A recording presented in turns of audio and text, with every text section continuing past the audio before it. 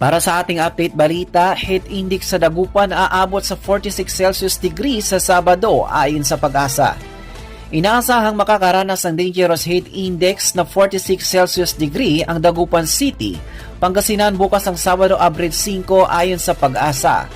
Base sa tala ng Weather Bureau, dakong alas 5 ng hapon itong Biyernes, Abril 4, bukod sa Dagupan City ay inaasahan ding mararanasan ang dangerous heat index na 44 Celsius degree sa Virac, Catanduanes at 42 Celsius degree sa ICU, Ikagi, Isabela. Paliwanag ng Pag-asa, ang heat index ay tumutukoy sa pagsukat kung gaano kainit ang nararamdaman kapag isinasama ang humidity at aktwal na temperatura ng hangin. Nakasailalim sa danger level ang heat index mula 42 Celsius degree hanggang 51 Celsius degree. Posible sa mga lugar na may dangerous heat index ang heat cramp at heat exhaustion. Heat stroke is probably with continued activity sa pa ng ahensya.